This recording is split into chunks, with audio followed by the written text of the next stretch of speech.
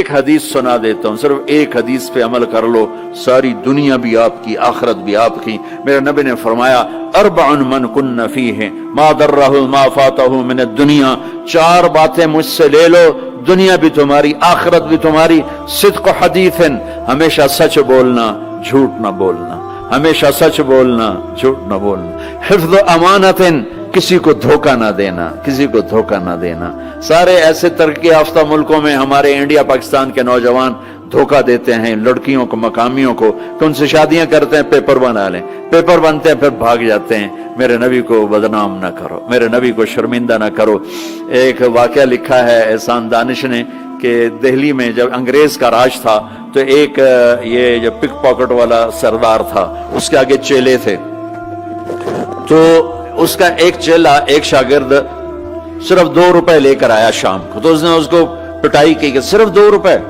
اس نے کہا استاد آج بہت موٹا مال کمایا تھا، آج ایک انگریز کی جیب کاٹی تھی، میں بڑے پیسے تھے، لیکن جب میں 4 قدم چلا تو مجھے خیال آیا کہ قیامت کے دن اگر عیسیٰ علیہ السلام نے میرے نبی کو گلہ دے دیا کہ آپ کے امتی نے میرے امتی کی جیب کاٹی تھی، تو مجھے ان کی وجہ سے، میری وجہ سے میرے نبی کو شرمندہ نہ ہونا پڑے، تو میں نے جا کر اس کو واپس کر دیے اور یہ 2 روپے اپنے دے کھسکا کے لائیں۔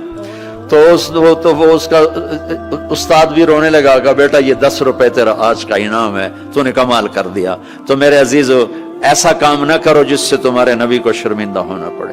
یہاں رہتے ہو صحیح طریقے سے پیپر بناؤ، غلط طریقے سے پیپر مت بناؤ، ٹیکس چوری مت کرو، ٹیکس کی چوری کے لیے ہیلے بہانے جھوٹ مت کرو۔ مسلمان سچ بولتا ہے، جھوٹ نہیں بولتا، مسلمان دھوکہ نہیں دیتا، دیانتداری سے کام کرتا ہے۔ 4 ٹکے بچا کر کیا کر لو گے؟ جھوٹ تمہارے چہرے کی لعنت بن جائے گا، قیامت کے دن کی سیاہی بن جائے گا۔ اور میرے نبی نے فرمایا جو دھوکہ دیتا ہے وہ میری امت سے خارج ہو جائے، من غش فلیس منا، جو نماز نہیں پڑھتا میری امت سے خارج ہو گیا، یہ نہیں کہا۔ جو روزہ نہیں رکھتا میری امت سے نکل گیا، یہ نہیں کہا۔ جو دھوکہ دیتا ہے میری امت میں سے نکل گیا، میری امت میں سے نہیں ہے۔ تو یہاں رہنا ہے تو سچائی کے ساتھ رہو، دیانتداری کے ساتھ رہو۔ شادیاں کی ہیں تو پھر نبھاؤ، پھر اس سے نبھاؤ، پہ فراڈ نہ کرو۔ ایک دن آنے والا ہے تمہیں اللہ کے سامنے کھڑے ہونا ہے، تمہارے دھوکے فراڈ سارے کھول کے اللہ تعالیٰ الگ دکھا دے گا، اور اس دن شرمندگی ایسی ہوگی کہ کہیں چھپنے کی جگہ بھی نہیں ملے۔ تو اللہ کے واسطے ایسے مسلمان بنو کہ تمہارے ذریعے سے تمہارا اسلام چمکے، روشن ہو، یہاں کی حکومت تمہاری تعریف کرے۔ یہاں کی حکومت تمہیں کتنی مذہبی آزادی دے رکھی، کتنی آسانیاں دے رکھی ہیں، تو ان کے ساتھ چیٹنگ مت کرو، ان کو دھوکہ مت دو، ان کے ساتھ فراڈ مت کرو، ان کا ٹیکس نہ چوراؤ، ان کو پورا ٹیکس دو، جتنا وہ تمہارا بنتا ہے سارا دو۔ اللہ تمہیں یہ تمہارا صدقہ بنے گا۔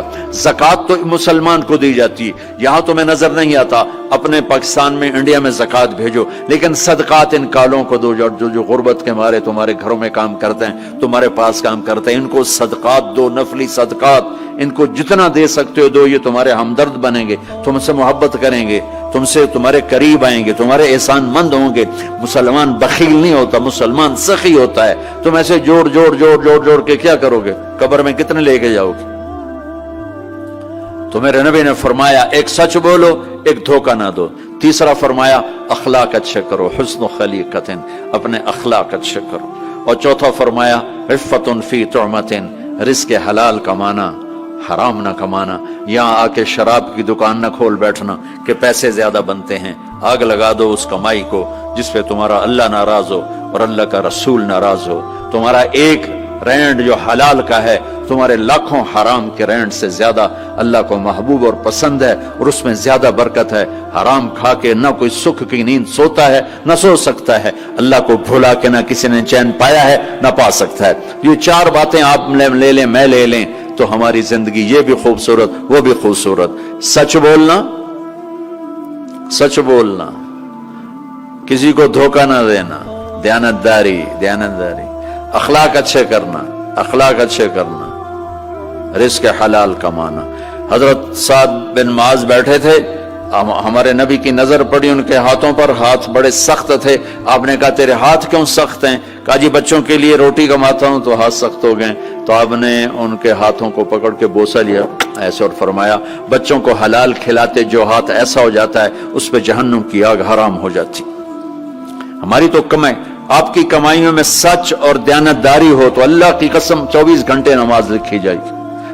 پانچ نمازیں نہیں لکھی جائیں گی، 24 گھنٹے کے سجدے لکھے جائیں گے. کام میں، جاب میں، شاپ میں، کاروبار میں، اپنی ملازمت میں اگر آپ سچائی اور دیانتداری والے ہو تو آپ کا ہر لمحہ خوبصورت ہے اور نماز اور بندگی ہے. اپنی فیملیز کے ساتھ رہتے ہو، ماں باپ ہیں، ان کی دعا لے لو، ان کی دعا لے لو. بیویاں ساتھ، ان کو عزت دو، احترام دو. گھر والوں کو حسن سلوک سے رکھنا یہ بہت بڑا ایمان ہے. میرے نبی نے فرمایا سب سے اعلیٰ درجے کا مسلمان وہ جو بیوی کے ساتھ اچھا سلوک کرتا. پھر آپ نے کہا میں اپنی بیویوں کے ساتھ سب سے اچھا سلوک کرتا. تو وہ ایک نوجوان میرے پاس آیا، کہنے لگا جی بیوی سے جھگڑا بہت ہوتا ہے تو مجھے کوئی تعویذ دے دو. میں نے کہا بیویوں پہ تعویذ چلتے ہی کوئی نہیں. کہنے لگا کیا کروں؟ میں نے کہا کہ طریقہ بتاتا ہوں. کہنے لگے بتائیں. میں نے کہا ہر دفعہ جب کھانے پہ بیٹھو 2-3 لقمے اپنے ہاتھ سے کھلا دیا کرو. کہنے لگا اس سے کیا ہوگا؟ میں نے کہا یہ تو تم بعد میں دیکھو گے کیا ہوگا، تم کرو تو صحیح. کچھ 2 ہفتے گزرے، میری اس کی اچھی دوستی تھی، اللہ اس کی بخشش فرمائے، تو فوت ہو گیا. میں نے پوچھا، اس کا فون آ گیا نا، تو میں نے پوچھا وہ میری بات پہ عمل کیا؟ کہنے لگا نہیں. میں نے کہا کیوں؟ کہنے لگا شرم آتی. میں نے کہا لڑتے ہوئے شرم نہیں آتی؟ بولا عورت بھی کوئی ذات ہے جس سے لڑا جائے. وہ غصے میں بھی آئے تو کمزور ہے، کمزور سے درگزر کرنا ہی انسانیت ہے. میرے نبی نے فرمایا شریف آدمی بیوی سے دب کے چلتا ہے اور کمینہ آدمی بیوی کو دبا کے چلتا ہے. تو میں کمینہ بن کے نہیں رہنا چاہتا، میں شریف بن کے رہنا چاہتا ہوں. یغلبہن اللئیم ویغلبن الکریم لأن اکون مغلوبا کریما احب علی من ان اکون لئیما غالبا. سبحان اللہ. کہ میں شرافت والا بننا چاہتا ہوں، کمینہ نہیں بننا چاہتا.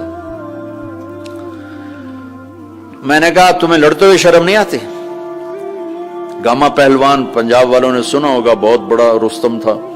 وہ پارٹیشن کے بعد پاکستان آ گیا لاہور، تو سبزی لے رہا تھا تو بھاؤ تاؤ پہ کوئی ہو گیا جھگڑا، تو وہ دکاندار کے پاس گلاس، اس نے گلاس اٹھا کے مارا گامے کو، اس کے یہاں لگا، خون نکل آیا.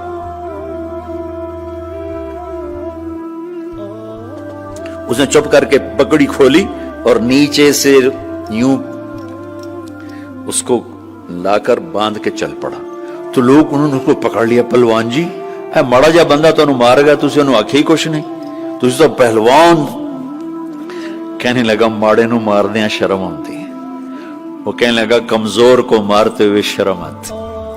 تو عورت پہ ہاتھ اٹھانا یا گالیاں دینا، اس کے ماں باپ کو گالیاں دینا، یہ تو جانوروں کا کام ہے، انسانوں کا کام تو نہیں ہے. میں نے کہا کر اور مجھے بتا. کوئی 2 گھنٹے بعد اس کا فون آیا کہ مولانا صاحب کمال ہو گیا. میں کیا ہوا؟ کہ میں نے اس کے منہ میں لقمہ ڈالا، وہ منہ تھے کھلے رہ گئے، منہ کھلے رہ گیا. مجھ سے کہنے لگی تو خود تو کر نہیں سکتا، کس نے تمہیں یہ سکھایا ہے؟ کس نے سکھایا؟ اس نے کہا مجھے مولوی طارق جمیل نے سکھایا. انہوں نے ایسے چولی اٹھا لی. اللہ مولوی طارق جمیل اور اس کے بچوں کا بھلا کرے جس نے تمہیں انسان بنایا. اپنے گھروں کو آباد کرنا ہے تو اخلاق اچھے کرو، بول میٹھا کرو. بچے ساتھ ہیں ان کو محبت سے لے کے چلو. آپ ایسے دیس میں ہو جہاں ہمارا دینی ماحول نہیں ہے، آپ کو بنانا پڑے گا. اور دینی ماحول بنانا ماشاءاللہ بہت مسجدیں دیکھیں، مدرسے دیکھے، بہت خوشی ہوئی، لیکن ماحول بنانے کے لیے کچھ اور بھی ہے. محبت دو. علماء سے کہتا ہوں آپس میں پیار و محبت کی فضا قائم کرو. شدت پہ نہ چلو، نرمی پہ چلو، فتوے بازی پہ نہ چلو، محبت سے چلو. اختلاف رائے کرو، پر اختلاف رائے کو کفر تک پہنچا دینا، حرام تک پہنچا دینا، یہ اہل علم کا کام نہیں ہے. اہل علم ہوتے ہیں جو حلیم ہوتے ہیں، وقور ہوتے ہیں، اور وہ درگزر کرنے والے ہوتے ہیں، محبت کرنے والے ہوتے ہیں، معاف کرنے والے ہوتے ہیں، برداشت کرنے والے ہوتے ہیں. چھوٹی چھوٹی باتوں پہ فتوہ بازی اس سے بچو. اللہ تعالیٰ نے جو ہمیں یہ تبلیغ کا کام دیا ہے، اس میں آپ سب سے نیت کرواتا ہوں کہ 4 مہینے لگانے کی ساری نیت کر لو. کرتے نا نیت انشاءاللہ. اور چھوٹی سی تشکیل کرتا ہوں کہ ہر مہینے 3 دن آپ لگا لیا کریں. اللہ کا فضل ہے، تبلیغ کا کام تو ہر جگہ ہو رہا ہے. اب ہر مہینے صرف 3 دن جانا شروع کریں. جنید جمشید مرحوم کو میں نے یہ کہا تھا کہ تو 3 دن لگانا شروع کر. وہ کہنے لگا میں تو ناچتا ہوں، سٹیج پہ گاتا ہوں، میں 3 دن لگاؤں گا. کیسے لگاؤں گا؟ میں ادھر یہ کرتا ہوں، ادھر تبلیغ کروں. میں نے کہا یہ تیری ڈوز ہے، دوا ہے، تو دوا شروع کر، صحت ہو جائے گی. 97 کی یہ بات ہے. اس نے بات پلے باندھ لی. ہر مہینے 3 دن لگا لیتا جب کراچی میں ہوتا. جب نہیں ہوتا تھا تو پھر نہیں ہوتے تھے. جب کراچی میں ہوتا تو 3 دن. 97 98 99 2000 اور 2001 میں 4 مہینے کے لیے نکل گیا. تو آپ سب مجمع ماشاءاللہ نوجوانوں کا ہے، 3 دن لگاؤ گے، ٹھیک ہے نا؟ اور اگر کوئی اس مجمع میں کسی سے ناراض ہے تو اٹھنے سے پہلے ہی اس کو معاف کرے. اگر یہیں موجود ہیں تو گلے لگے، اور وہ موجود نہیں ہے تو وہاں جا کے اس کے گلے لگ جائے اور اس سے معافی مانگ لے. معافی مانگو گے اللہ آپ کو معاف کرے گا. کسی 2 مسلمان کا آپس میں بائیکاٹ نہیں ہونا چاہیے. کسی 2 مسلمان کا آپس میں بول چال بند نہیں ہونا چاہیے. بیوی سے ناراضگی ہو تو بیوی سے صلح. پتہ کیا نتیجہ نکلتا ہے؟ جب آدمی بیوی سے صلح کرتا ہے تو اللہ اس پر اتنا خوش ہوتا ہے ان کے پچھلے سارے گناہ معاف کر دیتا.